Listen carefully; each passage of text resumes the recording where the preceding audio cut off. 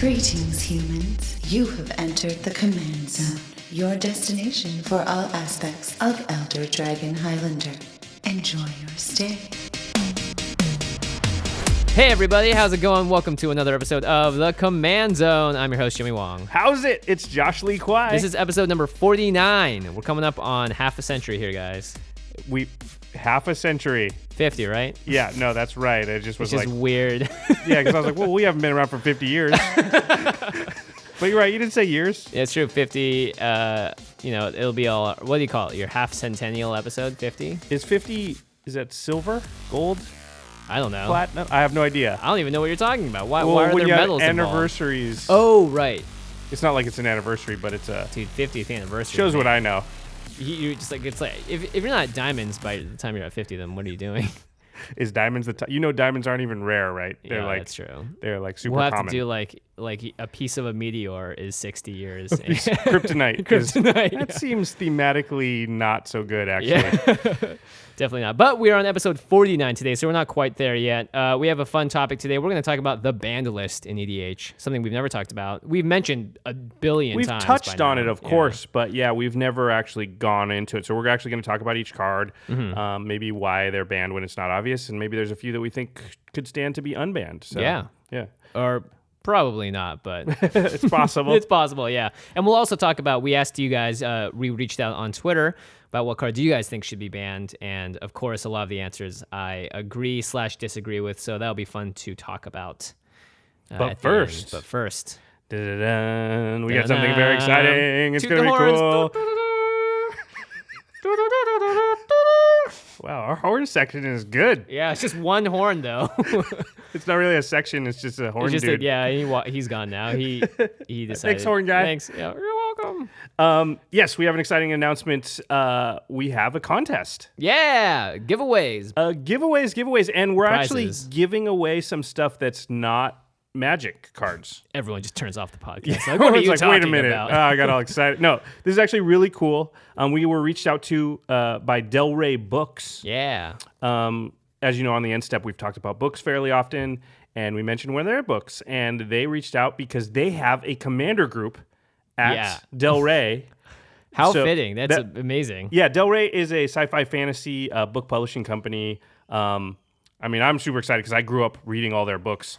The Shannara books are them. There's a whole ton. And the one you've talked about most recently on the show is how they heard of it. Yeah, exactly. Awesome. So it was The Warded Man by Peter V. Brett. And that's the book. Does he have an enchantment aura on him? Like, what's going on? Oh yeah. Let me explain. This is the book that we're going to be giving out. Yeah. So we're going to give it out to some listeners. Let me explain the book really quick. So it is a world somewhere in the distant future, possibly, where the world has been basically eradicated by these demons that rise up every night. So like demons have overtaken, yeah, exactly, and humanity has really been pushed to the brink, and we're basically like barely above like sort of barbarian civilizations, and humans have sort of. They've been able to just barely hold off the demons from completely exterminating us. So that's, survive by day and then prepare for the night kind of thing. Exactly. So that's sort of the setting for the world. And then this hero sort of is born from that. Right. So is he the Warded Man, or is that he is the Warded Man? Interesting. Or he sort of becomes the Warded Man. There's 4 books so far. There's at least one more that's planned to come out. I've read all 4. It's a very good series.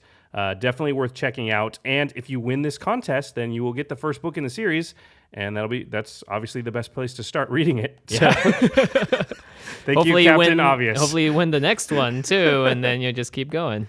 Books are great. By the way, I remember when I was a kid, there were Magic books. Yeah, I read a couple. That's where you got Mana Crypt, right? Yeah, as a book promo. It was a book promo. Yeah, that is. I had one at one point. It got washed away with the rest of my. It became a bookmark in a book and just disappeared. Yeah, exactly. Bookmarks. You don't have to put those in sleeves. I'm really excited though. It's cool that we're giving away a book because we give away a bunch of cards, and you open the booster pack. You have like a 1 in 10 chance of getting super happy, right? And Right. a 9 out of 10 chance being like, man, okay. With a book that's good, you have a almost guaranteed chance. You have of a having- 100% chance of getting something awesome Yeah. because this book is awesome. And also, it takes place in a world that's in a lot of ways similar to the game of Magic. So it's already going to be in your wheelhouse. Yeah, it's fantasy, right? Yeah, exactly. Yeah, So fantasy, sci-fi, all that good stuff. the way you enter is you just have to submit to us an answer to the following question. And you can submit either on email or on Twitter.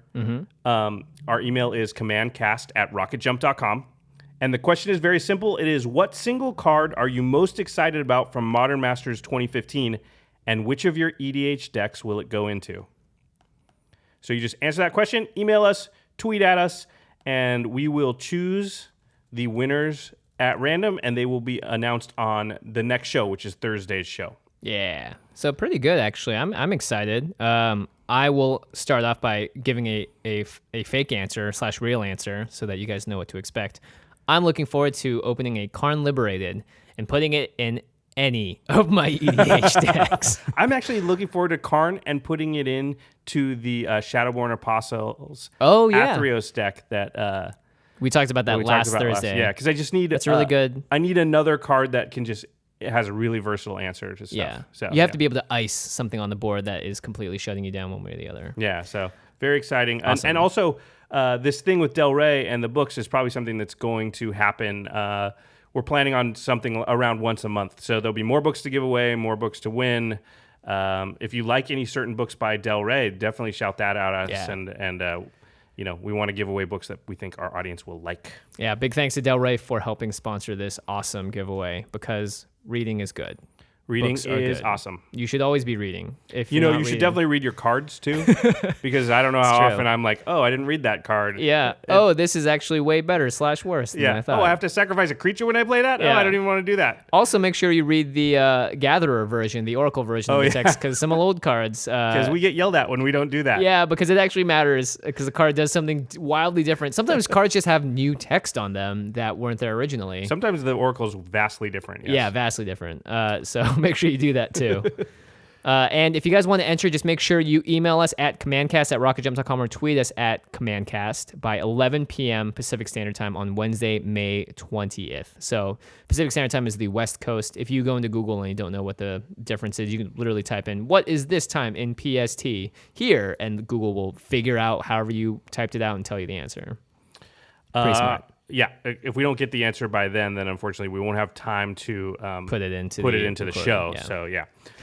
All right. Oh, we got another exciting announcement. Exciting announcement. We're on YouTube finally. We are up on YouTube. We were on YouTube, but before we were going up as unlisted videos and just to a random playlist. But now we have an official channel that you can go to and subscribe to. So if you guys have YouTube subscriptions to awesome people like The Mana Source or Tolarian College, you'll also get notifications for our videos, which will be twice a week on Tuesdays and Thursdays. Yep. So what's the easiest way to find us on there? Just search for the Command Zone? Yes, if you search for the Command Zone, there is another channel called the Command Zone. We'll eventually be at youtube.com/commandcast. We're still getting the username finalized. But if you look the Command Zone up, you'll see our logo, which is the O with the hand popping through it. And you can just go right there. There should be 47, 48, 49 videos up. Yeah, there's a lot. Subscribe. So Yeah. hit that subscribe button. We're hoping to get that rolling. Yeah, and we'll eventually put some additional content up there too. Josh and I have some random funny ideas we want to do. For sure. Like the blind draft. Yes. Oh, yeah, the blind draft idea. Okay, let's talk about that really quick. Here's the blind draft idea. Jimmy and I do a draft. We take turns. We do it on Moto. We take turns. So he does the first pick, I do the second. But he does we the third, cover I do all the fourth. the picks. But we cover the picks and we don't talk to each other. So he picks the first pick, and then I pick the second, but I don't know what he picked. Yep.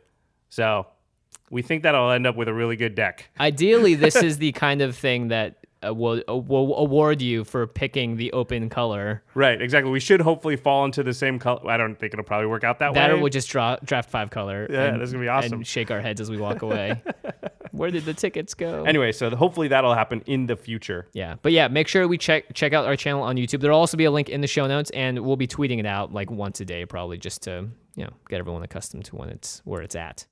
All right, cool. Let's move on to the main jump into topic. it? Yeah, let's jump into it. Oh, I should say really quickly that this topic actually was brought up to us by a user on Twitter, Colin92541. It's his robot number. colon 92541. Thank you for the topic.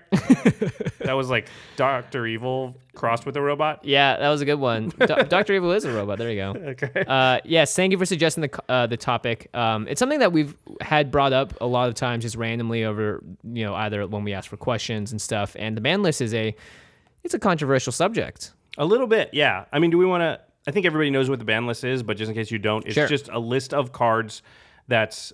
You can't play those cards in the format. So it just says this card, if it's banned, it just can't be in your deck at all. Yeah. And before, the ban list is new now. Before, there used to be 2 separate ban lists for EDH, and it used to only ban certain cards as commanders, but allowed them in the main deck. But now they've just switched it to it's either banned entirely as a commander or in the deck or not. Yep. So they simplified it, made it a lot easier. Yep.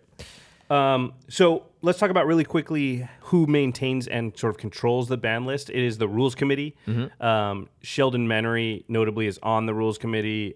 We had him on episode 36 of our podcast when we were discussing the Tuck rule change.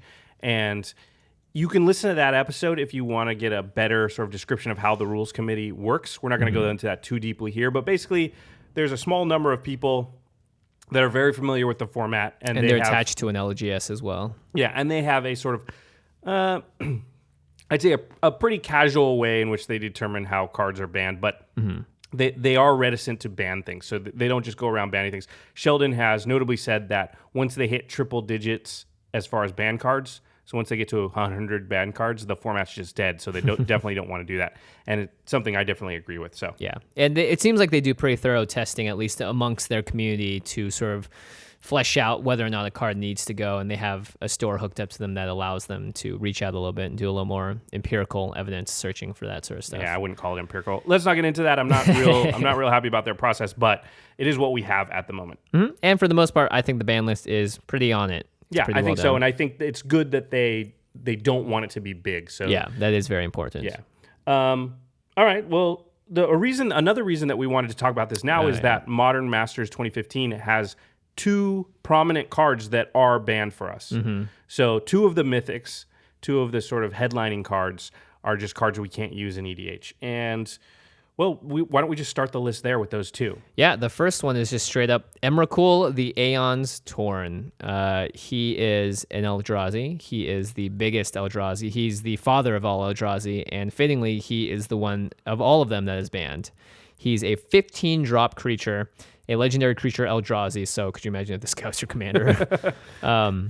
I mean, there was probably a little bit of time where he could be your commander. Yeah, just straight artifact ramp.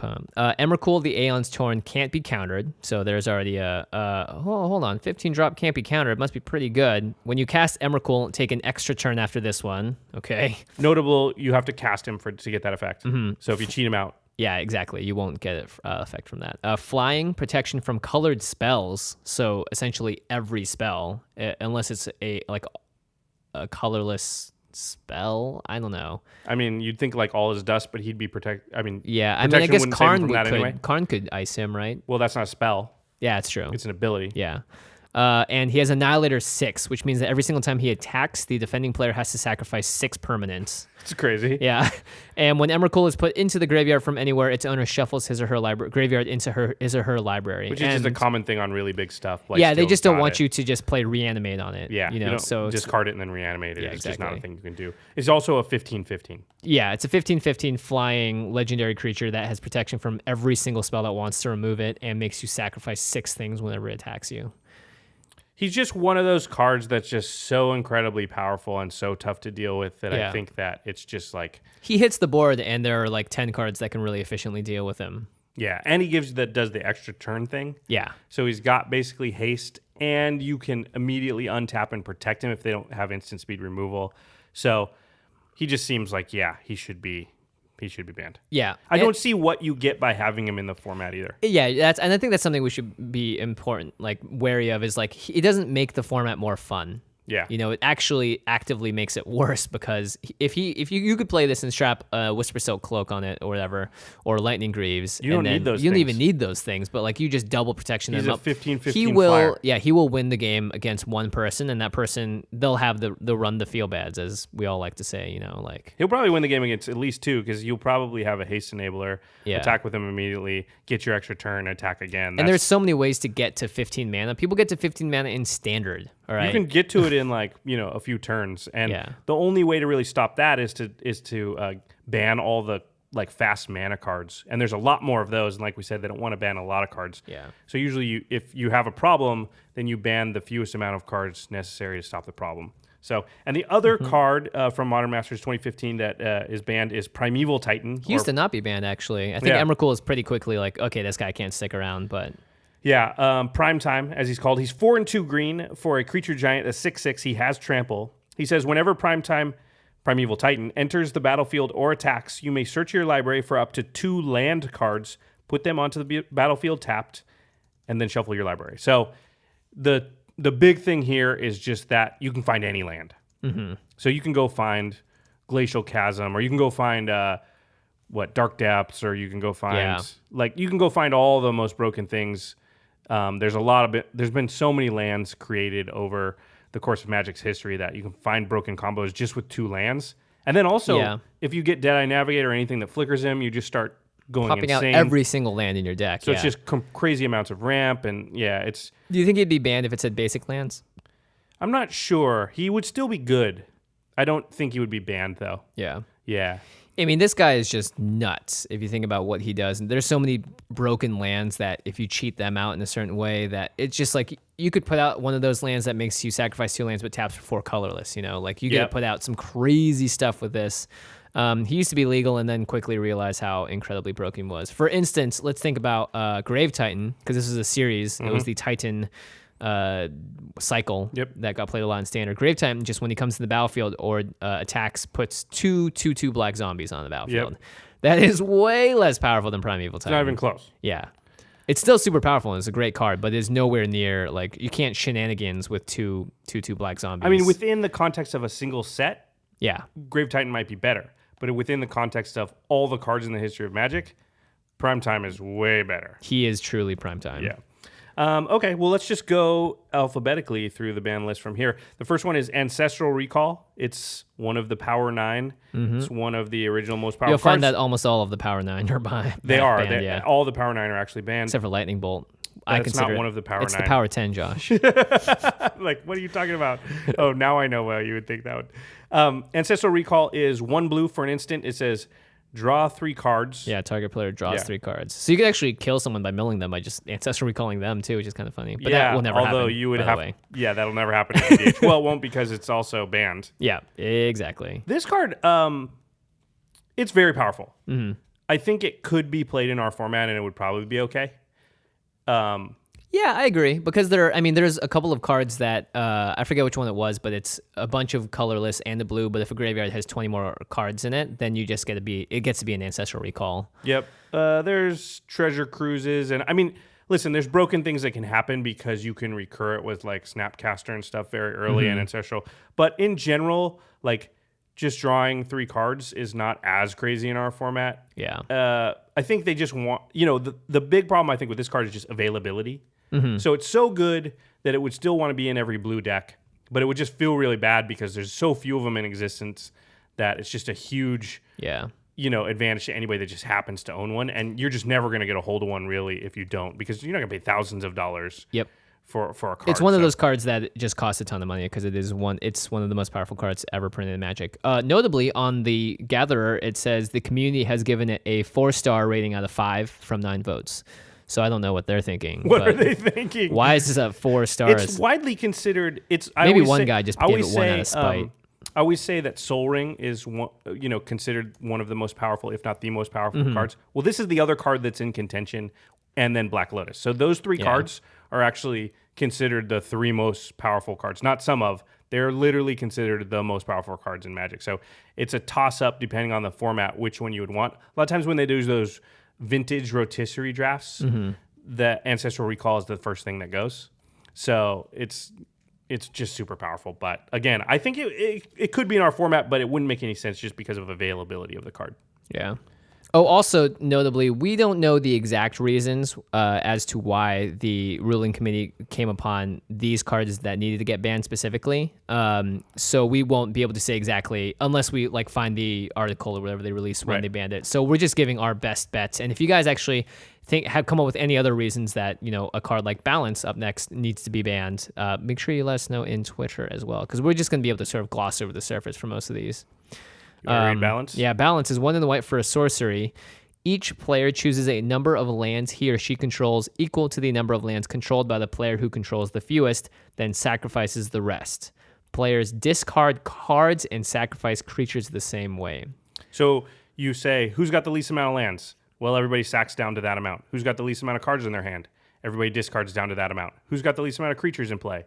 Everybody sacks their creatures until they have this same amount. So...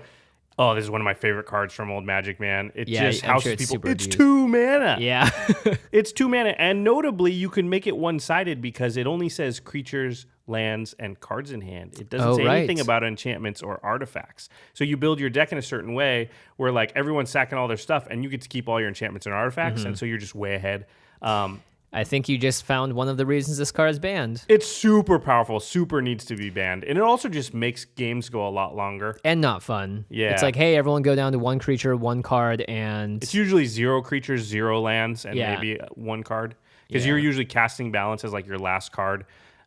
You should just upheaval yourself, and upheaval is also banned. Yeah, but there's another talking about it. Yeah. So yeah, Balance. It's just it doesn't engender a good playing experience, I don't think. And it would also be the single-handed most powerful board wipe in the game because it's just like it's a world wipe. But it can be very one-sided. Yeah, you can can super orchestrate one-sided. it in such a way. So yeah, it's very strong. The next one's Biorhythm. Biorhythm is a sorcery. It's 6 and 2 green, so 8 total, but it says each player's life total becomes the number of creatures he or she controls. Whoa. This one's pretty obvious. Yeah. You board wipe and then play this, and if you had 9 mana and could play 1 creature before you did it, you win. Mm-hmm. Or if you're just going to lose anyway, then you can just make everybody tie. That's no fun. Yeah. It's just so powerful. It's an instant lose for some people too if they have 0 creatures on the board. Yeah. It's the type of card that if you think about it, if you're playing with like 4 people or 4 other people and everybody's at like 40 life, you can literally do 120 damage or 160 damage with it. I don't think they like cards that have the ability to do that amount of damage with no help. You don't need to do anything else a lot of times. Well, unless you're a card released in Dragons of Tarkir called Shaman of Forgotten Ways. But at least that requires a little bit rotation of the table or you to set it up for it to work. Biorhythm literally can just be like played. And you're playing green, so you probably have more creatures anyway. Yep. Again, getting to 8 mana is not a problem in this format. Shaman of Forgotten Ways, I still want to use it once in a game. I've gotten real close once, but I've used it in draft. Yeah, I mean it's great. It's just I haven't activated it though. It's a fun. Yeah, exactly. If you guys don't know, Shaman of Forgotten Ways essentially is Biorhythm, but requires Formidable. So you need to control creatures with total power 8 or greater, and it costs 11 mana instead of 8. And you also have to tap the Shaman, so you would either need haste or you would need to have it survive a rotation of the table. So yeah, way less powerful. Oh, next up we got Black Lotus. The most famous card of all.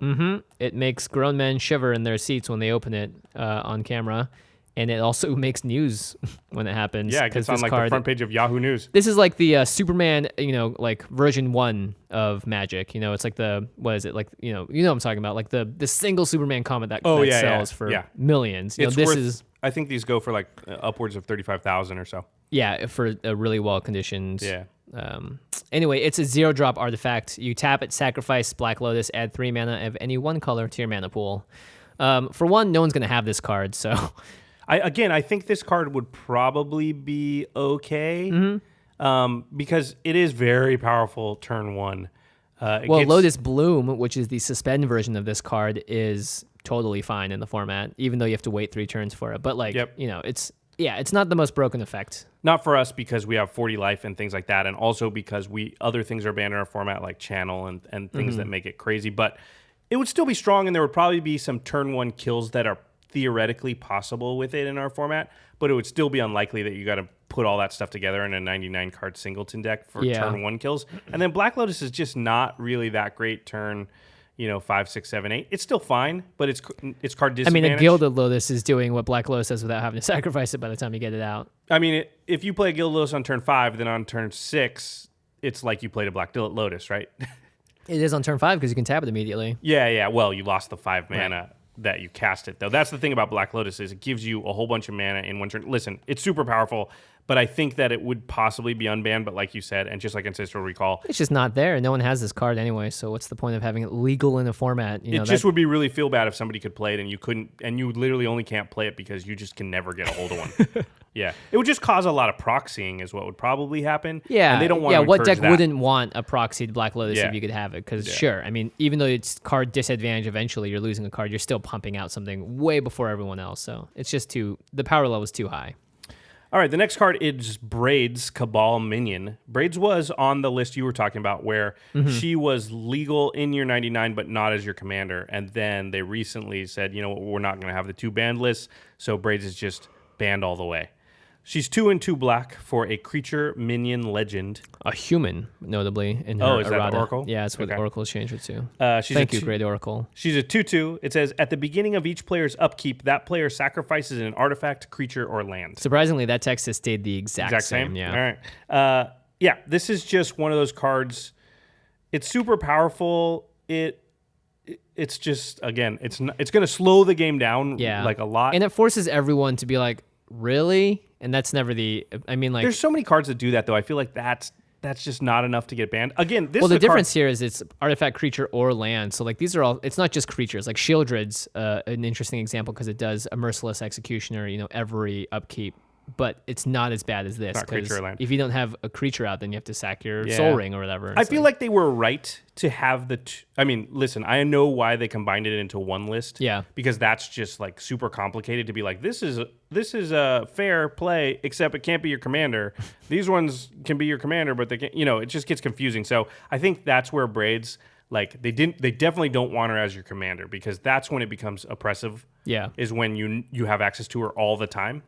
And they didn't want to have the 2 lists anymore. So she's just sort of she's a casualty of that. Yep. I mean, honestly, she's not that bad if you get her out, instant speed removal, all that. It's just, the fact that, they just tried to simplify the list, and you're right, she's one of the casualties of that. Next up, we have Coalition Victory. Totally. This is a Josh card. This is a Josh card, but not it's also because not. I would never play this effect. Yeah, exactly. Yeah. It's like, but it's 5 color, so it is me. But Yeah. it has an effect I would never play. so it's 3 colorless in Wooburg, total 8. It's a sorcery, and you win the game if you control a land of each basic land type and a creature of each color. So the key Yawn. here is each basic land type. So not each basic land. So a Badlands would count as a swamp and a mountain. Mm-hmm. So And a creature of each color, a triple a color chromat creature. would actually count as all 5 colors. That's right. If you had a Wooburg commander, you'd have to play this card, and then And you just win. You win, yeah. Yeah. Cards that say you win are just kind of crappy. And not all of them are banned. We're going to talk about one later. But I don't know. What's the upside of this card being available? Just that sometimes people get to play a card that just says I win. That just, Yeah, it's pretty boring. why do we want that card in the format? Yeah. It's also like you don't want someone to build a deck to do that. That's just And the fact that it happens now, it might be sort of fun if you put down a card that said, okay, if I'm still around, right. the next turn comes around, then it's like, can the whole table stop me from doing this thing? But that's literally like, does anyone have a counterspell? Okay, I win. That's not as fun. Nope. The next one is Channel. We've talked about this on the show many times also. It's 2 green mana for a sorcery. And why don't you read the Oracle text? Sure. This is going to be totally wrong. Yeah. You can tell by how long the text list in the original There's picture. got to be a simpler way to say It's that. very simple. Until end of turn, anytime you could activate a mana ability, you may pay 1 life. If you do, add 1 colorless to your mana pool. Yep. So you can just turn a life into a colorless mana. You for could the cheat rest of something that out turn. like Emrakul out for 15 life. Yep. It's just, listen, cheating mana effects, we say it all the time, they're the most powerful things you can do. Most cards on the ban list in every format have to do with cheating of mana costs. Mm-hmm. And this is like the ultimate mana cost cheating spell. This card's been broken for a long, long time, and it still is. Yep. Channel Fireball. We talked about it. Yep. Next up is Irayo Suratami Ascendant, and it's a flip card from the Saviors of Kamigawa. So it has 2 sides, and you have to satisfy a requirement on one side for it to flip to the other. The first side, it's a 2 mana, 1 in the blue for a legendary creature, Moonfolk Monk, with power and toughness 1. and it says flying. Whenever the 4th spell of a turn is cast, flip this card. And the other side says it becomes an enchantment, by the way. It changes from a creature to an enchantment. Yeah, so that's crazy. already really crazy. And it also dodges a ton of removal because of that, too. And it says, whenever an opponent casts a spell for the first time in a turn, counter that spell. Yep. So it just makes it so the first spell they cast every turn is just not going to happen. Yeah. Which... That's not fun. Yeah, it's not fun. I think this effect is probably would have been okay, except for that Arayo costs 2 mana. Yeah. So you can get it out so early and there's nothing they can do about it. And then you're going to build your deck in a way that all has like all 1 mana cantrips. So you just flip it over and then you just lock people so early. I think a lot of these cards fall into the category of they just do something broken really early. If you do something broken and it's later in the game, then at least you're giving people a chance to get ready for it. And Yeah, set like for your it. Tim deck can essentially do the same thing. I'll counter you every turn, but there's tons of I ways need to shut 6 that cards down. to do it, Yeah. and it probably can't happen until turn 8 or 9. Like, by that point, it's like, well, if you don't have a board wrath and whatever, like somebody's got to win the game around then anyway. Yeah. But Arroyo can just make the game like unbearable on turn 3. Yep. Pretty easy answer as to why that. I think that was also originally banned as Commander, and it's just banned in general. And that makes sense. I think that's totally fine because it really just, it's not fun to play. First spell, each turn, guaranteed ban. Hey, guess what? You need 2 Guaranteed counter, you mean? Yeah, counter it. You need 2 enchantment removal spells to get rid of this. Like, you don't even have 1 in your hand half the time. You'd have to team up with somebody, and they would have to be able to cast it on the same turn as you. Because it's not your first spell, or it's not everybody's first spell, right? It's just the first spell. The first spell, yeah. It actually would counter your own spells, too. Yeah, that sucks. Yeah, but you would build your deck with all 1 mana cantrip spells, like I said, so that And it just wouldn't cantrip, matter to play you. the You're like, second spell, I lose yeah. 1 mana, who cares? Okay, on to the next card, Fast Bond. It's actually Bond. kind of similar to Channel in some ways. It's 1 green for an enchantment. It says you may put... Oh, you should read the article. Sure, text. you may Again, play, not put, Josh. as soon as I saw the word put, I'm like, well, they don't say that anymore. Yeah, you may play any number of lands on each of your turns, and whenever you play a land, if it wasn't the first land you played this turn, Fast Bond deals 1 damage to you. So you can play 5 6 lands on the first turn. Yeah. And you're just so far ahead at that point. And then if you have card draw on your deck, like Oh, God. you Brutal. can get to the point where you've played like, 12, 15 lands by turn 3 or so. And you've taken 15 damage, which is so minimal because guess what? You're winning the game. Yep. You have 15 lands out. You've casted not Emrakul, but Ulamog or whatever. You've done nuts This stuff. card is banned and was restricted in the old days, even in 20 life games. So in 40 life games, it's just absolutely bonkers broken. Yeah. By the way, a lot of these cards that are banned are also in Vintage Masters, which was a Moto-only Magic Online set, which is awesome because you can get these cards in like an online format, but Can't put them in your commander can't decks. put them in your Commander decks. Yeah, I never got to draft Vintage Masters. It seemed like it was insanity. I drafted it like twice. I think I still have like 5 or 6 packs online. Really? They're probably worth quite a bit. Stuff. Yeah, they could have a Black Lotus in there, Josh. Yeah. Next up, Gifts Ungiven. I wish this card wasn't banned because It's so good though. It's exactly. It's 3 and a blue for an instant. It was also printed in Modern Masters, the first set. Yep. And it says, search your library for up to 4 cards with different names and reveal them. Target opponent chooses 2 of those cards. Put the chosen cards into your graveyard and the rest into your hand. Then shuffle your library. So it's a tutor for 2 4 cards. cards. Well, it's for 2 cards. at 2 instant cards, speed. yeah. I think this is probably banned because of the social aspect of the game. It's so easy to get one player to work with you Right, and get like yeah. specific cards. Because you can just tutor up a win condition and win immediately off of Gifts Ungiven. Although I don't know why somebody would let you do that. You probably have enough in your deck though that you can get like some combo pieces. There's probably a reason. There's probably specific combo pieces where like you can get any 4 cards in it, and there's probably combos where it doesn't matter which 2 cards they give you out of those 4. They're infinite combo loops or something like that. Yeah. Yeah, and like It's also an instant, so you play it on the end step before your turn. You get those 2 cards, and then you play them out immediately. And if nobody can do anything, they just lose. So yeah, there's tons of stuff. Also, like you have tons of cards that get cards back from the library, put them on the top of your library. And it's just like you could just. I mean, I'm sure you guys will tweet us some combos that are just super deadly, but you will always do this to the maximum advantage, and your deck will be able to take care of it. And it's just like it's something that if it was legal, the power level would be so high because people would just know like, oh yeah, this is what you do with this. Yep. It's kind of like Tooth and Nail, where it's like I'm gonna get my 2 infinite combo pieces right now. At least Tooth and Nail costs 9 mana. This one costs 4, and it's an instant. Yep, exactly. The next one is Gristlebrand. Grizzle Gristlebrand. Daddy. Oh man, I wish I could put Gristlebrand in that Athreal Shadowborn Apostles you deck. Do, I mean, he's Josh. totally broken, but it How would be so. dare you? This card is It's so broken.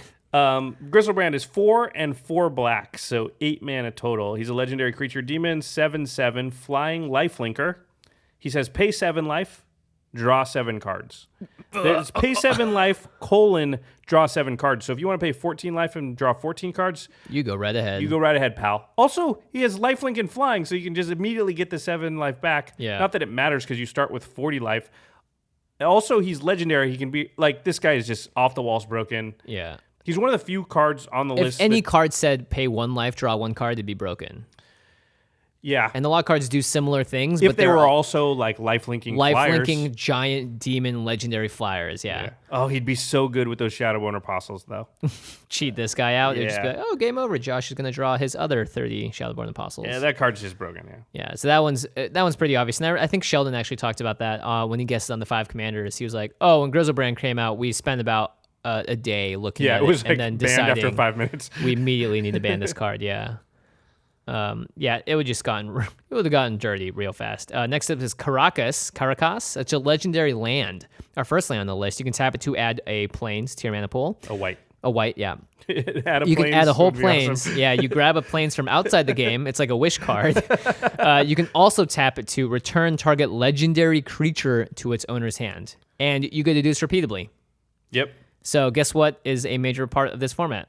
Legendary creatures. Also, there's just so many combos with stuff like sneak attack and things like that. Where you sneak it out and then throw it back to your hand. And there's just a lot of combos with Caracas. It's very, very powerful card. But the fact that and again, it's one of those effects that could happen with 2 cards or like a card with more mana requirements. But this is a land that can do it repeatedly for free. Yeah, exactly. And there's so many ways to untap that land that you can probably just keep everybody's generals off the table indefinitely if you want to. So, that's stupid. The next one is Library of Alexandria. This is a land, and you probably have to read the Oracle text again. Yeah. Well, you can tap it for colorless. And the other, it's got 2 tap abilities. So most times these lands are usually banned. A couple of them exist now, but like this is immediately like, wait, this land can do 2 things? Hold up. It says draw a card, activate this ability only if you have 7 cards in hand. Well, guess what you can do in Commander? You can definitely make it so you always have 7 cards in your hand. You just tap it when you have 7, you draw that card. Play a card, and now you still have 7 for next turn. And have a Fate Stitcher out, do it again. If you want to play 2 cards, then you just wait and tap it after you draw your card the next turn. It's crazy broken. This is the first land. I think this was the first like really powerful land. At least the first land that I can remember that was like, holy cow. I think there was one in my early play group, and that. People in the Vintage Super League played this a lot, and it was a very competitively strong card. I'd say, again, it's probably somewhere around it's maybe a top 10 card of all time as far as power level. It's very high. Yeah, it's up there. If it didn't tap for the colorless mana, it might be okay. It might be, I still probably would ban it. Yeah. The next one is Limited Resources. Hey, Marshall, you are banned from our format. Sorry, Marshall. Oh, man. I'm uninviting you from that gathering in Vegas because you're banned. How did he even get on the show to begin with now that I think about it? That's true. We should have immediately smacked him with the ban hammer as soon as he came on the show. Hey, our guest this week is Marshall, so get out of here. Yeah, just hang up just click. Sorry, buddy. You couldn't make it. All right, I'll read it. It is 1 white for an enchantment. It says, when limited... Notice the trend, by the way. One color for any enchantment, usually broken. Yeah.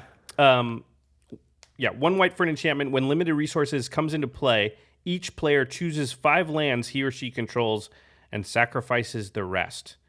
But if that wasn't bad enough, it says, as long as there are 10 or more lands in play, players cannot play lands. Yeah, that very easily just does not scale with the format because you have 4 people playing. Yeah, everyone gets what, 2 lands? It's everyone gets 5 lands. Everyone chooses 5 lands from what they've got. Yeah, that's right. But if you play it early, oh yeah, and there's only and everybody's only got 2 lands. Imagine if you had exploration and this, and you immediately took, everyone has 2 lands out. You get up to 5, and you have 5, and other people have 3 other people have 2. Yeah. Then guess what? You have more mana, and no one can play lands as long as. Or this you is just out. build your deck with all 1 and 2 drops, and you play this on like turn 2 or 3 when people only have 2 or 3 lands, and most of their deck will never ever be able to be played now. Yeah. Which means they might not even get up to enough mana to kill this enchantment, and you're just playing 1 and 2 drops and just going off. You throttle the whole table. Yeah, exactly. In a 1-on-1 format, 10 lands total usually means 5 each. Mm-hmm. But in a multiplayer format, that could mean 2 lands for everybody, which is just not super fun. Yeah. The next one is, well, it's a cycle. It's the Mox The cycle. Moxen. Yeah, so these are all the amazingly powerful 0-drop artifacts that add a color of mana to your mana pool. So Mox Sapphire is a 0-drop artifact. Tap it, add blue to your mana pool. Mox Ruby, Pearl, Emerald, and Jet. These all add the different 5 There's colors. one for each color. Yeah, there's also notably Sapphire Medallion, Jet Medallion. So they use this terminology across a few cards as well. You know, when we first saw the Moxes, when I first learned to play, I didn't understand them. I was like, I remember having a Mox Emerald and being like, why don't I just play a forest? Oh, because on turn 1, You can play this. you play and a forest and that. Yeah. So it's cheating mana cost, right? It's the same thing. It's just getting more mana. It's super ramp. Yeah. This also falls in the same Black Lotus, Ancestral Recall. I think list a actually little bit these, too. again, I think these could probably be legal in the format from a power standpoint, because are they really that much more powerful than Sol Ring? No, they're not. Are they more powerful than Mana Crypt? Not really. Mm-hmm. But the problem is that just from a standpoint of like availability of the card, it's just impossible to get a hold of these. Yeah. And so you just don't want a format where you're really requiring people to play cards that cost, in the $6,000 range. Yeah, I mean, the cheapest you can get one of the Moxes is probably like $600 to $700, and that's how much people spend on a whole And deck. that's like a beat up one. Yeah, beat up one from Unlimited or Revised or whatever. The next card is... Oh, wait, it wasn't in Revised. I'm sorry. It was only in Unlimited. Yeah, it was only up to Alpha, Unlimited. Beta, Unlimited, yeah. I had a Mox Emerald at one point. Josh, you had a lot of things at one point. Yeah. And every time you say that, when you use past tense, it makes me sad. Yeah, that flood. The next one is Painter's Servant. I never owned one of these, so it's from Shadowmoor. It's 2 colorless for an artifact creature Scarecrow. It's a 1/3. It says, as Painter's Servant comes into play, choose a color. All cards that aren't in play, spells, and permanents are the chosen color in addition to their other colors. So what happens is Painter's Servant changes all cards into whatever color you want. You name a color. This was, for one thing, it combos really well with Iona. So you say like... Just shut down you play Iona naming black, then you play Painter's Servant naming black, and then every card that anybody plays is black, and so they can't play it. Yeah, and that including your own, but at that point you just start swinging for the Well, hills. Iona doesn't stop your spells, it only stops opponents. Oh, that's right. You're right. Yeah, and it even would stop like artifacts and stuff that would normally work because they become black also. Yeah. And the big thing was it was a combo with Grindstone, and Grindstone is a 1-costed artifact. It says you pay 3 and tap the Grindstone, and then target player puts the top 2 cards of his or her library into his or her graveyard. If both cards share a color, repeat this process. So that's an infinite loop where, because you named black, and so everything's you know gonna all be their cards are going to be black, and you just Grindstone them once, and it kills them. Yep. And if you can untap the Grindstone, you can kill everybody right away. And the big thing is that Grindstone and Painter's Servant are both artifacts. So it's a 2-mana combo that can go in any deck. So I think I may be wrong, and I'm sure I'll get corrected if I'm not, but I believe that Grindstone was initially banned. And then they decided to flip it, and they unbanned Grindstone and banned Painter's Servant because Painter's Servant was like the true culprit. Yeah, that makes a lot of sense. Yeah, so... and also, if we ever say comes into play, that just means enters the battlefield. Oh yeah, so sorry. anytime something's Old wording. in play, it's the same thing now. It doesn't really matter. It all makes the same amount of sense. Please read the Oracle text, Jimmy. I'm so sorry. I was going to correct you, but then I saw that it had the original picture. I was like, oh, maybe it's right. And then I was like, nope, almost. Just enters the battlefield, and that was it. Next up, we got Panoptic Mirror. It's a 5-drop artifact. Imprint. Pay X and tap this card. You may remove an instant or sorcery card with converted mana cost X in your hand from the game. And the card is imprinted on this artifact. At the beginning of your upkeep, you may copy a card exile with Panoptic Mirror. If you do, you may cast the copy without paying its mana cost. Pretty easy to see what's broken about this. If you do an extra turn effect, yeah, and you do that, you obviously imprint it at the end. Imagine doing this on a board wipe, Cryptic Command, anything. Those are great, but if you do an extra turn, then what happens is you imprint it on the end step before your turn. Then on your upkeep, you cast the extra turn for free, and then what happens? You get another turn, and during that upkeep, you cast the extra turn for free, and you get unlimited extra turns. It's just too easy to do. Yeah, there's too many things that just are busted with it. Even if you don't have that card in your hand, this card is still way too powerful. Yep. And again, it is awesome with board wipes. Mm-hmm. Think of like Armageddon get put on that thing. Like No, thank you. I actually don't want to think about that. Yeah. The next one is Protean Hulk. It's 5 and 2 green for a creature beast, a 6/6. When Protean Hulk is put into a graveyard from play, search your library for any number of creature cards with total converted mana cost 6 or less, and then put them onto the battlefield. Then shuffle your library. Yep. So, cheating things into play. And it says any number of creature cards. You could build your deck to get Protean Hulk out and just win. Yep. There's so many things like you can get Duplicant out. You can get so many things that are just way too powerful for free. You get 6 Sarah Ascendants. Well, you'd be cheating if you did that. You'd be cheating, yeah. Still. I mean, you'd be cheating if you played this card in the first place. So. Yeah, that's a good point. So you might as well, if you're going to cheat, just do it right. Yeah, just cheat play all with the way. Every cheating It's card. all Sarah Ascendants and Protean Hulks, and that's it. The next up is a card that I wish wasn't banned so that I could put it in my Marchesa deck. Though. It is Recurring Nightmare, 2 and a black for a 3-drop enchantment. Sacrifice a creature, return Recurring Nightmare to its owner's hand, return target creature card from your graveyard to the battlefield. Activate this ability only anytime you could cast a sorcery. So for 3 mana, you get a sack a creature, bounce this back to your hand, and put any creature from your graveyard onto the battlefield. I think that bounce it back to your hand part is supposed to be a downside. No, but it's not. It protects itself. Yeah, exactly. If they don't have instant speed enchantment removal, they're just never getting rid of it. Even if they do, unless it has split second, you can still bounce it to your hand, I think. Yeah, I think that's a good still point. Resolves yeah, and they'd have pops to up your counter hand. it, really, or you'd have to stupidly play it when you have no creature sacrifice. Oh, this is another card that goes in the Shadowborn Apostles deck. Yeah, right? This Banlist is totally nerfing that deck. Thank goodness. Yeah, this card is... That deck is bordering on illegal anyway, Josh. I mean, come on. Reoccurring Nightmare is broken. It's totally broken. If you've ever played it in Cube, it's so awesome. It literally is a recurring nightmare for everyone else. This dude. Wait, Raphaelos. Another card like Braids that for a while was available in your 99, deck, but not as your commander. It needs to be banned for both. Yeah, it is now. It's Raphaelos Llanowar Emissary. It's 2 green for a 2/1 elf legend. It says, tap Raphaelos, add 1 green mana to your mana pool for each forest you control. Yep. It's pretty much the same as the Oracle text. It's just another cheat mana cost. Make tons of mana super early. You know, again, Raphaelos costs only 2. Mm-hmm. And again, I think they were right because in your 99, it's not so bad. But when it's your commander, you can build your deck in such a way that you're guaranteed to be able to play Tooth and Nail on turn 4 or something. So I think that's the real problem with Raphaelos is literally Tooth and Nail like super early. And it's also on each forest you control specifically. A card that's similar is like Gaia's Cradle, which you can tap to add green to your mana pool for each creature you control. Mm-hmm. It actually is a harder thing to satisfy than just playing a mono green deck and having 8 forests or whatever and playing Raphaelos out and getting 8 mana off this one guy. Yeah, it's harder to do that early with creatures. Yeah. This next card I actually had never heard of until reading this right now. I mean, I've read the name, but I've never actually gone and like looked at look at this card. Yeah, it's Sway of the Stars, 8 and 2 blue. Total is 10 mana for a sorcery. Each player shuffles his or her hand, graveyard, and permanents he or she controls into his or her library. Then draws 7 cards. Each player's life total becomes 7. It's just too much.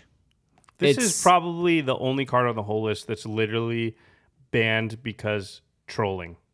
Yeah. I mean, that's my guess. I don't know for sure, but I'm not. No. I mean, it is 10 mana for a very powerful effect. But it's just like everyone restarts the game with 7 life. Yeah. It's like start a new game. Everyone has 7 life. That's what it does basically, because you shuffle all your permanents and your hand, and you draw 7 cards. And you draw 7, so you're basically starting the game over again. Yeah, that's super lame. There's probably some things you can do. I'm not sure what with it, but even that is just like there's probably just too many. Like, come on, seriously, can we just start a new game? Mm-hmm. You know. Yeah, why are we doing this at 7 life? Why don't we just do it at 40? If we're gonna do this, then great. Like, oh, cool, your deck has a bunch of 1-drop aggressive creatures. Yeah, hooray, good for you. The next one is Sundering Titan. Was this in Modern Masters, the first Modern Masters? No, but it was a From the Vault Relics. Maybe that's why. A lot of cards in the From the Vaults are banned, by the way. Like they had they're Channel all in awesome there. cards. Yeah, they're all awesome, yeah. Sundering Titan is 8 mana for an artifact creature, a 7/10. It says, when Sundering Titan comes into play, enters the battlefield, choose a land. Or leaves the battlefield. Oh, when Sundering Titan enters or leaves the battlefield, choose a land of each basic land type, then destroy those lands. Ugh. So you get to destroy 5 lands when it comes in and 5 when it comes out, depending on if all land types are represented. 1v1, this is okay because you may get rid of 2 or 3. You probably might have to get rid of some of your own. Yeah, exactly. There is a downside there. In the multiplayer game, you're probably riding high on this and having a blast. By the way, you can flicker this guy. Yeah, that's what does it. It's enters or leaves. So when you flicker him, you get rid of 10 because he leaves, get rid of 5 lands, comes in, get rid of 5 more. It's with flicker, he's broken. Yeah, not fun. Next up, Sylvan Primordial, kind of like Prime Time. 5 and 2 green for a 7 mana 6/8 creature avatar with reach. When Sylvan Primordial enters the battlefield, for each opponent, destroy target non-creature permanent that player controls. For each permanent destroyed this way, search your library for a forest card and put that card on the battlefield tapped, then shuffle your library. Wow. So you acidic slime something? 4 things. A target non-creature permanent too, so it could be a land.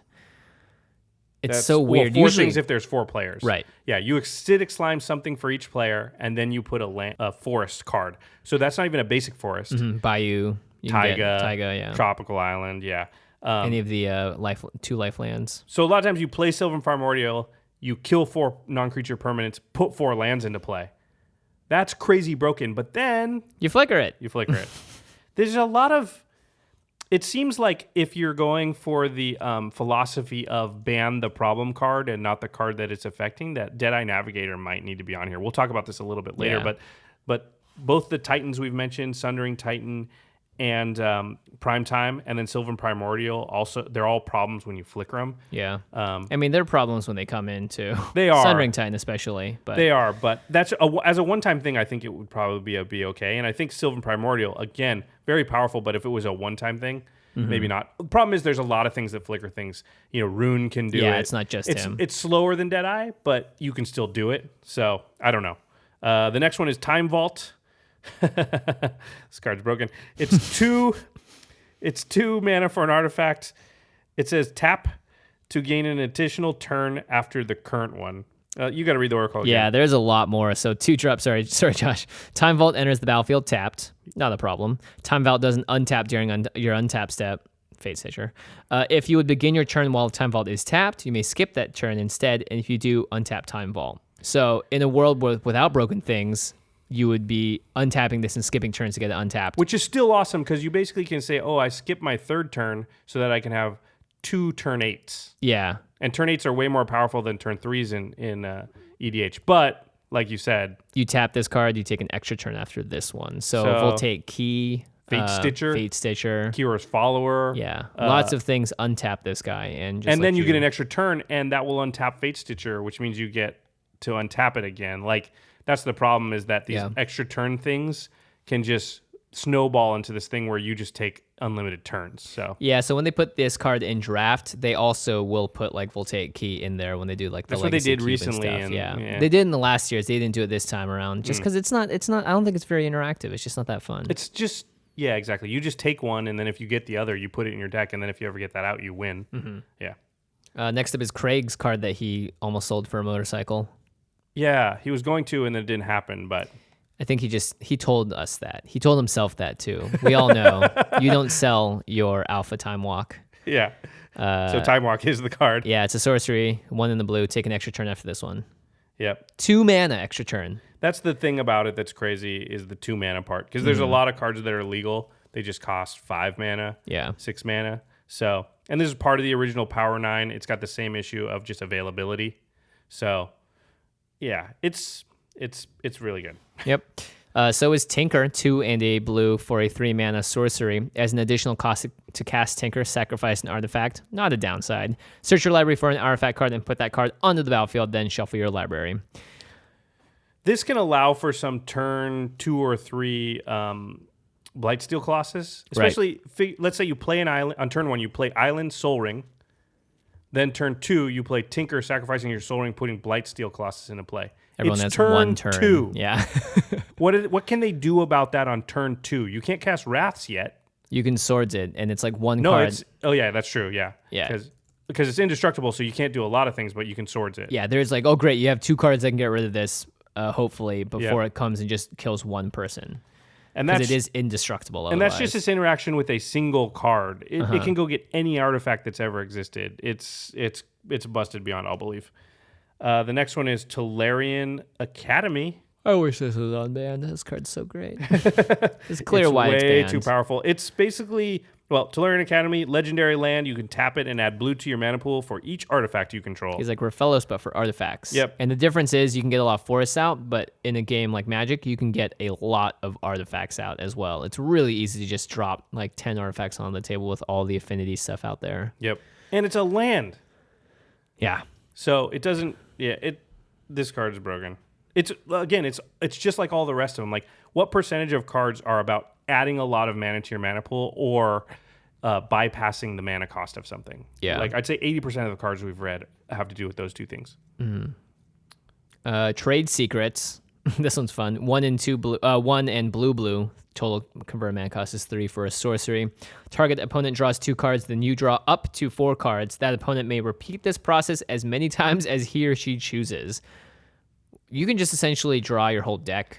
If you and the opponent are like, you want to go for it? All right, let's just keep drawing. It's just made for EDH because you can make a deal with somebody. In one-on-one, they're probably going to stop because you're getting twice as many. Mm-hmm. But in a 5-player game, somebody is like, well, you get 4, I get 2. That's a pretty good deal. I'll just keep going. Yeah. And then he's like, I haven't found my thing yet. So they just keep going and going. Yeah, you can draw 12 and I'll draw 24. And that's about, after a certain amount of cards, it's about the same. Yeah. I think that one's hurt by the fact that it's a multiplayer format. The next one is Upheaval. It's 4 and 2 blue. Return all permanents to their owner's hand. It's a sorcery. Yowza. This is just, it slows down the game to a crazy amount. Also, what you do is it's not fun. You play it with a bunch of mana rocks in your deck and things like that, and you just tap it and float a bunch of mana, and then you play Upheaval, and then you recast your mana rocks, and then you have mana nobody else does. Yeah. That's how you take advantage of it, but it also just leads to a lot of trolling, which is just like, I'm just going to play this, and it basically like restarts the game. Yep. Yeah. And we've seen that effect already be banned just because it's not very fun. Worldfire is next. Pretty much the exact same kind of thing. 6 and 3 red for a 9 converted mana cost sorcery. Exile all permanents. Exile all cards from all hands and graveyards. Each player's life total becomes 1. This card Lame. this is just get rid of everything. Hands. Yeah. Graveyards, permanents. I feel like and everybody's got 1 life. Like, this was in Magic 2013, too. This is a recent card. What is the point of this card? Do you ever play this, ever? I think... I don't know. This works really good with Suspend. So you play it in Joyra. Right. And then what you do is you suspend, like, a couple other cards, and you stack it so this resolves, and then your other things come out of Suspend. Mm-hmm. And so, let's say you have... Right, you could do this with also, Narset, right? Yep. Stack it the right way, because you just choose which ones to cast. You, like, cast them all, put them all in the stack and cast Worldfire or something? I don't know. You could probably use it in some similar way. I don't know exactly how that would work. Yeah, Joyra is, like, the queen of making things broken. Yeah, with Suspend, it's very, very powerful. But yeah, I think the problem is that in that case, it's fine because you're doing something, but it has really high propensity for just trolling. Just like cast it, and then I don't know what happens. I don't have any plan after that, and that's just like a little bit annoying. And you can also float all your mana beforehand. So if you, like, play this with Narset, you can do all that, and then, like, I don't know, what's a burn spell that hits everyone for 1? Yeah, just Fireball or, well, you couldn't do that. With Joyra, you could do, I don't know, something that you can split, like Pyrotechnics or something. Yeah, Pyrotechnics single-handedly kills the whole board. Yeah, you just ping hit you all for 1 after this thing resolved. The last one on the list is Yawgmoth's Bargain. It's 4 and 2 black for an enchantment. Skip your draw step. Pay 1 life, draw a card. Sounds like Grizzlebrand. Yep, it's very much like Grizzlebrand, a little bit like Necropotence. The problem is that we're in a format with 40 life. Yeah. So we basically saw, really there was like 3 kinds of cards. Cheating mana costs or creating a bunch of mana. Mm-hmm. Stuff that was not balanced because it refers to life totals, and we start with 40 life instead of 20, so with multiple players, those are unbalanced. Yeah, exactly. Stuff that actually there's 4. The third category would be things that are more broken when there's more than 2 players. Mm-hmm. And the last one, we just weren't designed with multiplayer in mind. Yeah, exactly. And the last one is just sort of trolly stuff that like severely either stops or slows down or restarts the game. Yeah. It's like land destruction in the worst way. Where it's like Sundering Titan. It's just going to get rid of everything. Yeah. So, Sundering Titan's just straight too powerful. Yeah. I guess that would be the 5th category, is something that just does too much. Mm-hmm. But those cards feel like Sundering Titan, Sylvan Primordial, and what was the other one? Oh, Primetime. They feel like a flicker issue. That's a problem. Easily abusable. Yeah, it's all. Well, let's go on to because that's the entire ban list. Yeah, that's the whole ban There's list. 2 cards that were recently banned that we should really talk about. Unbanned. Oh, recently unbanned. Yeah. I should say. Sorry. Recently unbanned. Well, they were banned too recently-ish, I guess. And then unbanned. Yeah. Also, even more recently unbanned. Yeah, there you go. So one is Kokusho, the Evening Star. He's 4 and 2 black for a legendary creature, Dragon Spirit, 5/5 flyer, also printed in Modern Masters 2013, reprinted. When Kokusho, the Evening Star, dies, each opponent loses 5 life, and you gain life equal to the life lost this way. Originally, this was banned as Commander, and then they realized this card isn't as powerful as I think they gave it credit for, and it's kind of easily shut downable. Exile it, path it. There are other ways of getting this so that it doesn't trigger a bunch. It's still very powerful, but it's not broken like it used to be. I think Yeah. creatures have just gotten so much better that, in comparison to everything else that's out there, it's just not super crazy. Yeah. And if you put it as your commander, then you can't pair it with Deadeye Navigator and Flicker effects. And if you don't put it as your commander, then you just can't count on having it, so it's not as powerful. Mm-hmm. And the second one is Metal Worker. Yeah, I'm curious about this one. I thought this was never going to get unbanned. This feels like Raphaelos and Tolarian Academy and things of that nature. Do you want to read it? Yeah, it's a 3-drop artifact creature construct 1/2. You can tap it, reveal any number of artifact cards in your hand, add 2 colorless mana to your mana pool for each card revealed this way. So if you tapped it and had 3 artifacts, you get 6 mana. I'm not sure why this became unbanned. It feels like exactly the type of effect that all the other cards on the banned list are, which is just like adding a bunch of mana very early at a low cost point as far as like what you have to do. Yeah. I mean, maybe when you build your deck. Maybe it's just going to take the community to break it for them to ban it again. Who knows? It feels like it must have been broken at some point because it did get banned. Yeah. Yeah. I traded one away because it was banned. I was like, this thing's never getting unbanned. It feels How wrong I was. Maybe it's because you cast the cards that give you the mana with the mana you're making. I guess so, but if one of them draws you a bunch of cards, Yeah, it's true. yeah, I don't know. This feels like it could be banned again at some point. Yeah. It just fits right in there with what the other banned cards do. But it's unbanned, so go nuts, kids. Go nuts. So have fun while it Yeah. lasts. All right. Let's talk about a few cards we think might be on the fringe or on the watch list or could possibly be banned in the future. We've talked about Prophet of Krufix many times. Yeah. I think I mean, we played the other night, and every single time, every game it came out, and every single time it came out, that person launched into first place, if that makes sense. And if it survived basically one round around the table, I believe that person won. Yeah, or it made it so that the game was about them, Yeah. and getting rid of them and the power they had created on their board. Yeah, it's just one of those cards that falls into the category of it's way more powerful the more players you add. It scales well with additional players being added to the game, where in one-on-one it's not super powerful, but as soon as you start getting to untap and play stuff on 4 players' turns, then it's broken. Yep. Mana Crypt, I think, could be there as well, because it's a 0-drop artifact that adds 2 colorless to your mana pool. It has the downside. At the beginning of each your upkeep, you flip a coin, and if you lose the flip, the card does 3 damage to you, but that's negligible. I think if you lost the flip, it also tapped it. Then that that'd be interesting. Then that would be okay. But the problem is, it's just too much like a Moxen. It's basically like a Soul Ring for 0. Moxen. The 3, because the 3 life is totally doesn't matter. Mm-hmm. And then it also has the availability issue where it's expensive and hard to get a hold of. So I don't understand why this card is treated differently than Mox or Black Lotus when it's basically on the same power level. Yeah, that's true. Imagine the turn 1, play a land, play this, tap this for 2 colorless, put out a Soul Ring, tap that, and you have 1 floating, so you can tap for another 1, 2, 3, 4 total. Like, you can put out some crazy stuff turn 1 because of this card. So yeah, you can definitely get out the gates super fast. Who knows? Maybe it'll be banned. Another one people talk about a lot, I'm not sure I agree with, which Tooth and Nail. Tooth and Nail lets you go find... Basically, you never cast it unless you can pay the entwine cost, and that means you go find any 2 creature cards in your deck and put them directly into play. Or actually, no, any 2 creature cards in your hand into play. So you could already have one in your hand in that your you hand want and to play. deck. Yeah. Yeah, you get to choose 2 creature cards in your combined hand and deck. Yeah, to put into play for 9 mana. Total. So there's just so many cards where if you get 2... you win because they create infinite loops. Yeah, you could do this for Kiki-Jiki Pestermite. Yep. Kiki-Jiki, a ton of things. Yeah, exactly. We won't even go through all of them. So I think it's not banned because it's 9 mana and Yeah. it's easy to see coming because it's sorcery speed. But at the same time, if someone just doesn't have, one-on-one, if you're playing against someone that can't counter it, you kind of just win if you get to 9 mana. how is it different than Biorhythm? Biorhythm's 8 mana sorcery that can do, broken things like that. So I don't understand why Tooth and Nail isn't along those same lines.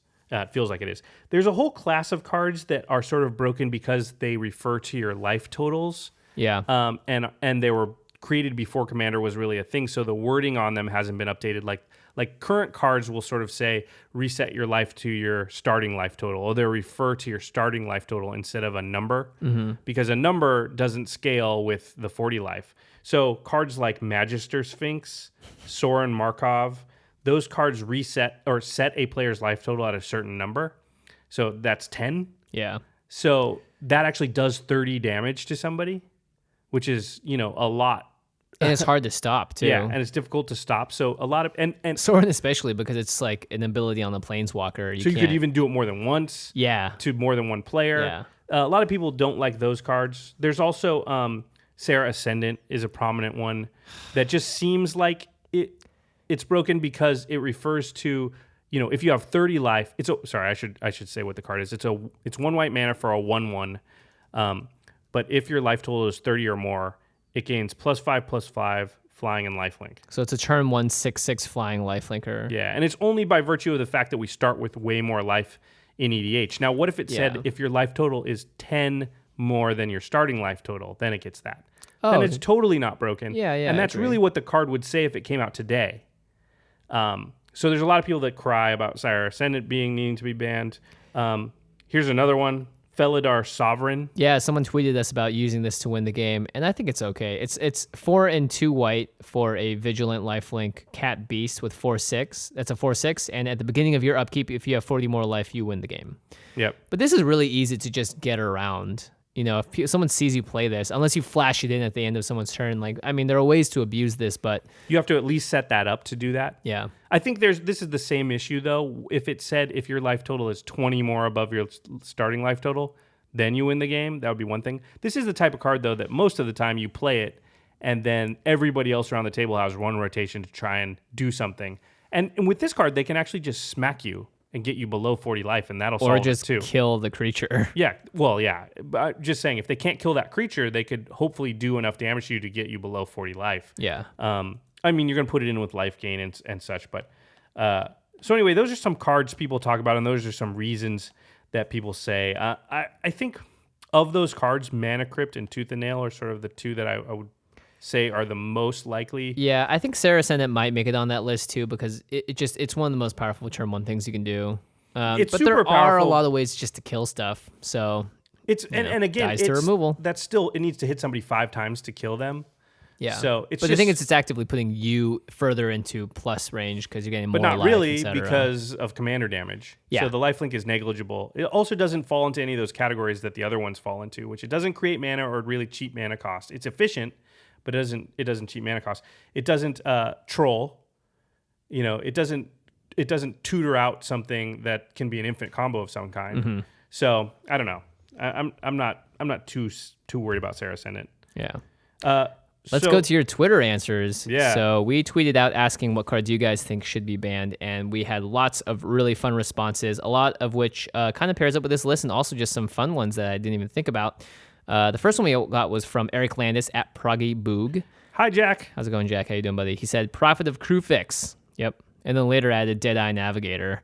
And we should just talk about Deadeye Navigator really fast. That's another one. Deadeye Navigator is a 6-drop, 4 and 2 blue for a creature spirit. It has Soul Bond. You may pair this creature with another unpaired creature. When either enters the battlefield, they remain paired for as long as you control both of them. And as long as Deadeye Navigator is paired with another creature, they both have 1 in the blue. Exile this creature, then return it to the battlefield under your control. So it flickers something for very cheap. It can flicker itself, protect itself. It also returns it immediately instead of at your end step, and that's a huge thing. And it can soul bond with something else every single time it flickers back. So you can choose the targets. It protects itself and the creature it creates. So it is very easily abusable. It's very easily the best single card that uses the flicker mechanic. Other cards do it, but they do it sort of slower. Or they have to tap. Comes back at your end step, costs a lot more mana. It's just, Deadeye Navi is just, to me, I wonder if you banned Deadeye Navi, if you could unban some like Sylvan Primordial, maybe. Sundering Titan probably still needs to be there. There's still enough flicker effects that it's broken. Yeah. There's too much stuff out there that Maybe. can just abuse it, I think. Yeah. Also on Twitter, Elrod Lee, who is at EE, says Child of Alara, which we're going to talk about that next episode. I disagree with you, my friend. Matt Morgan is Mathimus55 on Twitter. He says, I don't care, just don't take away my Sigarda. I don't think anyone's worried about Sigarda. I think Sigarda's going to be fine, but it's true. I could see some people calling for her head on the stick because she's powerful, but I don't think she needs to be banned. I mean, it's not as powerful as some other degenerate commanders like Narset and Enlightened Master. True. WC Power 9, Jake. I guess he's not Waffle Cone anymore. Yeah, what happened, Waffle Cone? He's Waffle Cone Power 9, I guess. Jekyll Cone. Jekyll Cone, yeah. WC Power 9 said... He's not Jake Power 9, he's WC Power 9. He's Waffle Cone then. Jake, you're confusing us. He said Iona. Yep. That card's getting reprinted in Modern Masters 2015. Yep. Understandable. It does completely ruin a game player's experience if they are playing a monocolored deck. I don't think it needs to be banned, but I don't like it. Yeah. I think if you're building a monocolored deck, you should have ways to get rid of things outside of a color pie anyway, because that's the whole point. Yeah, but of building a monocolored deck correctly. The other thing to say about that is like how many of those are you going to have in your deck, and how often are you going to have them when they play Iona? Yeah. Like even if you have 5 cards that get rid of an enchantment that are colorless, just to take care of Iona in case somebody plays it, still a really good chance you just don't have that answer within the time frame necessary. Mm-hmm. You know, so I don't know, but regardless, I don't think Iona is probably bannable. Yeah. HD Elaine, who is Hugo D. Elaine, or should I say, Dragon Week winner. Roar. Hugo Elaine said Prophet of Krufix and Deadeye Navi. So he agreed with Eric Landis. Yeah. Those two, I think, are definitely paired together often because... Together, they're really powerful. Yeah. Yeah. Dirk the Green, a.k.a. Derek Kramer, said Felidar Sovereign, which is the guy that if you have 40 or more life, you win the game, and Sarah Ascendant. Yep. So both of those cards, very powerful. Clay at Boros Charm said Cyclonic Rift. And so did Anders Skoglund at Skugiz. Yeah, Cyclonic Rift actually got a lot of mentions from people. I was surprised. It is super powerful, though. It's kind of like Upheaval, I guess. It is. It's like a one-sided Upheaval. It doesn't get rid of their lands, but yeah, I mean, that might be better because it is one-sided. And it's versatile because you can use it just for 2 mana on a single target if you really have to. It's also very strong. Instant speed. Yeah. Here's the thing. It's strong enough that I put it in every single deck that has blue in it. It's a good case. I mean, I love that card, but there's a good case that it's too powerful. Tony Deltano, who is Tonedell Greetings on Twitter, says Deadeye, then unbanned Sylvan Primordial, which is actually what I just said. Yeah, what are you just talking about? Interesting. Yeah, I'm not saying that was right. I was just speculating. Triumph at Historian 327 agreed with Waffle Cone Power 9, Jake. Not sure if it needs a ban, but the most feel bad, Iona. Yep. And then my favorite response of all, Kenny Hall at KDog Legendary. He says, "You know what's broken? Dragon Lord Kolagon." Yep. If everyone's playing Shadowborn Apostle decks, then yeah, he's a house. We should start a campaign. Ban Camel. Ban Camel. Ban Camel. Ban Camel. Ban his butt. Ban his butt. Ban Camel. Yeah, it's not happening. Ban Camel. Ban Camel. Ban He's banned Camel. from your lexicon of words that you can say, though. Ban Camel. Ban Camel. If I say that enough, will it happen? Yeah, maybe. Anyway, make sure you guys go ahead and tweet at us if you guys think you or we missed a card or the Twitter users missed a card that very obviously needs to be banned. I think we covered most of them, but there are some out there that I think create degenerate experiences that potentially might eventually make it on the ban list. Here's the thing, though. They need to really be degenerate and really make a bad gameplay experience for people for that to happen. It's a lot better for them to allow a card that's maybe slightly too powerful to exist in the format than it is for them to start banning cards, because it's a slippery slope, right? Well, you banned that one. Why don't you ban this one? And all of a sudden, you're just banning too many cards. And like Sheldon said, and I totally agree with, if the ban list gets too big, the format will die because it's just impossible to keep track of it. Yeah, it's a slippery slope. You start going after one, you go after all of them. Yep. That's why it's better to ban the thing that creates the bad things. Yeah, rather than all the stuff that is working with it. Yeah, exactly. All right, time for the end step. End step time. I just came back from a screening of Mad Max. Fury Road. Fury Road, yeah. It stars Charlize Theron. It also stars Bane from The Dark Knight Returns. I'm Mad Max. I'm not Max. I'm furious. Oh, I am the Knight. He actually wears a mask on his face. It's in the trailers too, and for a long time. And it's like, are you Bane? Is this a sequel? Is this a sequel? What is Bane doing in this desert? Anyway, the movie was ridiculous, and I say that in the best way possible. It was pure insanity. The level of pyrotechnics on display and the stunts they did are just nuts. It was kind of a mind-numbing experience because I just sat there and had my mind blown by just how much ridiculous stuff was happening. A little exhausting, though, I'll say that much. But I would recommend you guys watch it. Pitch Perfect 2 is also coming out this week, and you're going to be listening to this post-opening weekend. I hope Mad Max makes its money back because I'd like to see more movies like that with tons of practical effects, very little uses of CGI outside of painting out wire work, I guess. They had more CG than you think. Yeah, I mean, I'm sure they had to fill in a lot of the backgrounds and stuff to make it seem as expansive as it was, but just the level of stunts they were doing and the stuff they were doing that was all practical really was awesome. So I was very glad for that. Very cool. I haven't seen it yet, so I'm going to take your word for it. Yeah. We'll probably go see Pitch Perfect 2, though. Yeah, I think that's going to outsell Mad Max by a lot. I like the first Pitch Perfect. If you guys haven't also and seen... also, I'm never convincing my girlfriend to go see Mad Max, so, like, not in a million years. Yeah. I mean, if you want a high-octane experience... I mean, I do, but she doesn't. Vroom. Yeah, it's true. If you want a high-octane experience, go see Fast and Furious. Yeah. That's very true. I actually, when I drove home from Mad Max today, it's been raining in LA, and I was just like, vroom, vroom, traffic. So that was kind of a letdown. But yeah, that was a great movie. I had a lot of fun watching it. I think if you guys are fans of that kind of movie, it's definitely worth a movie ticket because I think it's best seen on the big screen by far. Don't watch this on an airplane, please. Don't watch it on For the love an of God, airplane. do not watch this on an airplane. Good advice. Okay, so just a reminder, the Del Rey Books contest, if you want to win a copy of The Warded Man, and you do want to win it, trust me, very good book, then you just need to send us an email at commandcast@rocketjump.com or at commandcast on Twitter, and you answer the question, what card are you most excited about from Modern Masters 2015, and which EDH deck is it going to go into?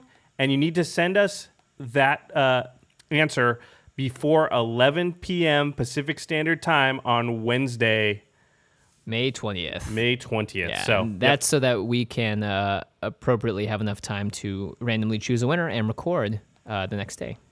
Cool. All right. All right. And GP Vegas. GP Come Vegas, gather Thursday yes. night. There will May be a 28th. Facebook event with all the information, and you'll find that in the show notes. We'll tweet it all out. Yeah, just follow us at CommandCast.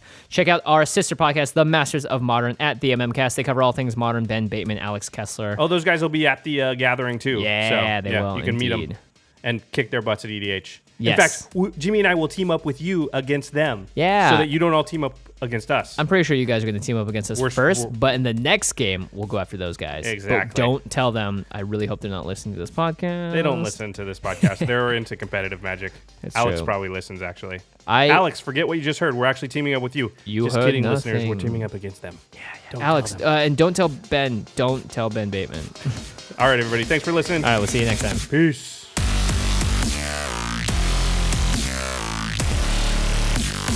Thank you for your attention. For further inquiries, send an email to commandcast@rocketjump.com or ask us on Twitter at JFWong and at Josh Lee Kwai. See you later, alligator. Greetings, humans.